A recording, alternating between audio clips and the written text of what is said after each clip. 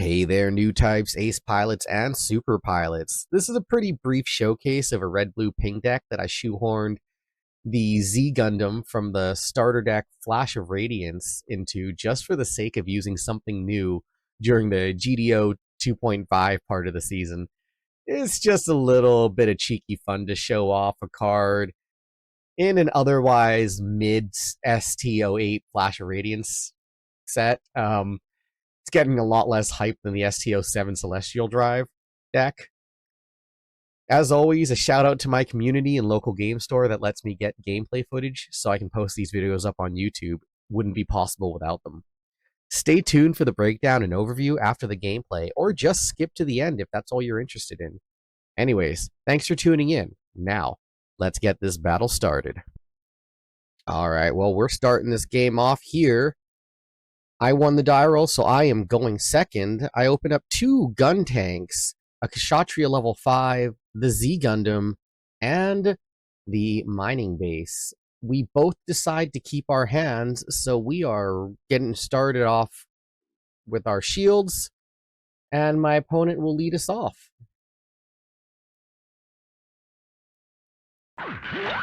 So my opponent starts off with a DOP. Lets him peek at the top of his deck. He decides to keep it and passes his turn.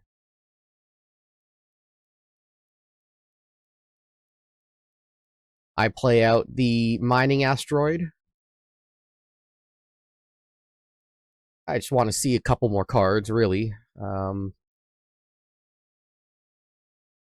And seeing DOP, I do assume he's on aggro, so might as well make it a little more difficult for him. He plays the turning point in history, looks at his cards, and sets what he needs to.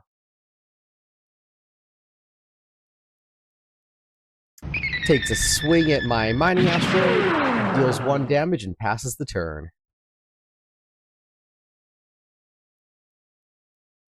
I drew another level 5 Kshatriya. Wow.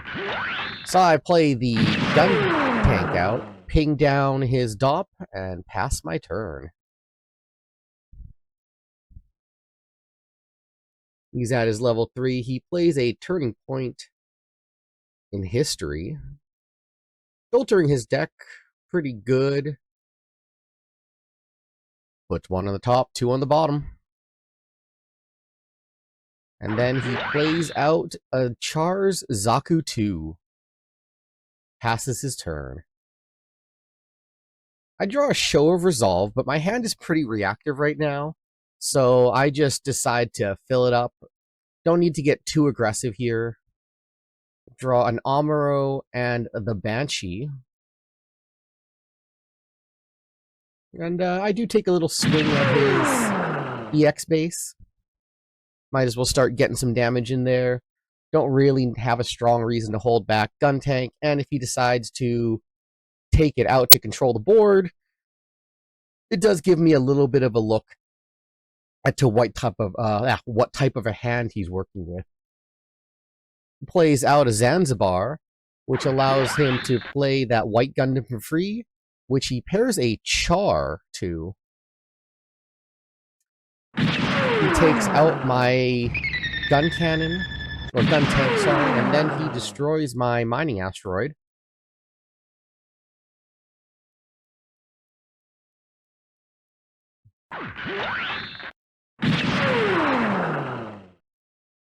I decide to ping his Char's Zaku 2 with my gun tank. He looks at the top 3 cards, and I ping out his white Gundam with my Anksha to deal 1 damage to it.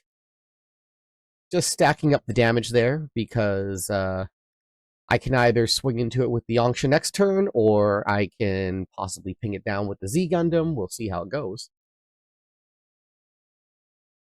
He plays out a Char Zaku 2, the one that produces a token on destruction, and puts another Char onto it, attacks my shield, and flips a mining base for me. And then he attacks again to add another 5 damage to my mining base, unable to kill it, and then plays out a Rick Dom. Very fast-paced turn. And here you're going to see I guess, the star of the show get played out. I do have 9 cards in hand, a pretty big mitt, but I am at 6 resources right now to his 3 units up, which the Z Gundam can now be played for 5 cost as a level 6 unit due to its ability or effect, whatever you want to call it. I do have the option to drop Amuro and Gundam here, but I am playing it a little bit loose because I do have a base up and 3 shields. He is a little bit low in cards in hand, so I'm also pretty confident that as long as I can work out most of his options here, I can weather most of the coming storm after I get this Z Gundam down. So I play the Z Gundam for 5 and then pair the Amuro to it. This allows me to take out the highest level unit on his side of the battlefield for 3 damage, and since they're all level 3, I just get to choose at this point. I tap down his Rick Dom with Amuro's ability.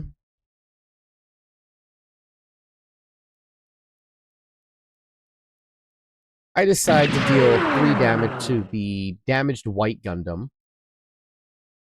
And then I decide to take out his paired Zaku 2 with my Anksha, get his token out, and then further destroy that token with my gun tank. And then I pass the turn.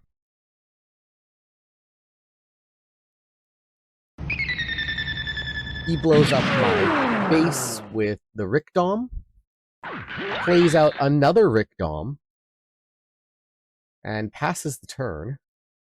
Fortunately for me, I'm in a pretty commanding spot now. So all I end up doing is playing out my RX-78 and dropping an Amuro onto it.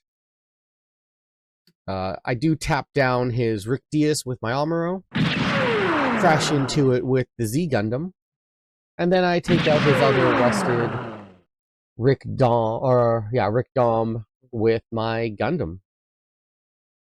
And then I play a gun cannon and pass my turn. Holding a pair of Anksha, a Banshee, and 2 Kshatriyas. My 3 shields to his Zanzibar and 5 shields. So he's still very much in the game, but it's not looking good for him. Drops down a White Gundam with a Quattro, aka the White Char. He opts to take out my damaged RX-78, and then he passes the turn. 1 card in hand. I go to 6 myself with 7 resources. I take out his Zanzibar, and then I take out a shield with my gun tank. No, gun cannon, sorry. Play out a Kshatriya and an Anksha and pass the turn. More or less threatening to go for lethal within a turn or 2. That I did get a Merida, so with my board, I am able to force lethal. Plays out a Zanzibar, drops down a Char's Jelgoog, discards a Zaku 2 from hand, and pairs a Char to his Jelgoog from his graveyard.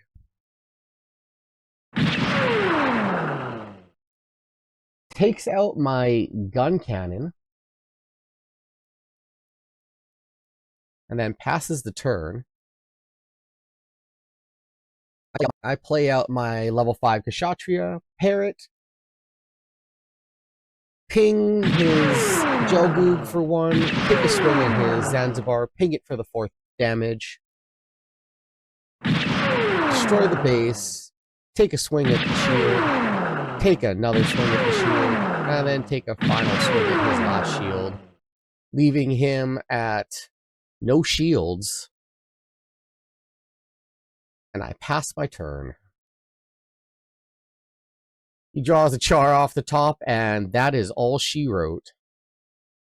Alright, this is a pretty straightforward deck. Not really one that I'm going to say is a straight-up showcase, but it is a good display of what the Z Gundam can do in general.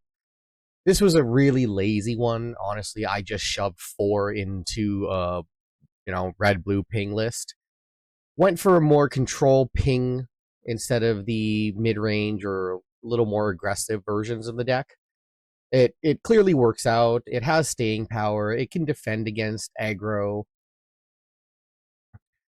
Future card numbers are probably closer to like 2 to 3 Zs. In general, I do think that this card is probably the better of the Flash of Radiance cards to be played, so definitely worth a try. Probably not in the 4s, as I said, but it's still a pretty fun card. It gets dropped down early enough, and the 3 damage is a pretty relevant number. I think that's also why the improved maneuver card that's coming out is going to be useful. So if you do happen to like the Z Gundam, I think that you can definitely fit it into a deck. You just don't want to go overboard like I did with the numbers. Pretty sure I'm pretty sure it still fits in just like one of these ping lists, either blue-red ping or red-purple. Red-purple ping looks like it'll be pretty good.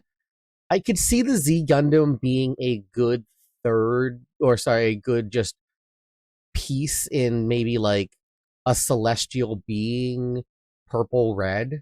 If you want to do like the Tieria and Setsuna package, and then maybe 1 or 2 Hathaways, or even just Setsuna Tieria with Merida, and you don't like this list, you're not running any Hathaways. I don't think the Hathaway is very necessary. As you saw, it did what it needed to do just pairing with a unit in general. So that's the one thing I really like about this card. I don't think the investment is super high. It's an easy 2 of in a lot of decks, and honestly, for the cost to the effect to the use, I think it is a pretty valid 2 of in a deck. Anyways, let me know if you have any questions, if you have any ideas for this kind of 2-week in between that we have for between GD03. Let me know. I might try running a Celestial Being. Unfortunately, I do think Celestial Being needs to wait until we get like the Transamexia, because otherwise green just is not really carrying it as far as I like, and the purple colors are not there. Anyways, thanks for tuning in. Please leave a like, a comment, and subscribe if you feel the inkling to. I'll catch you in the next one.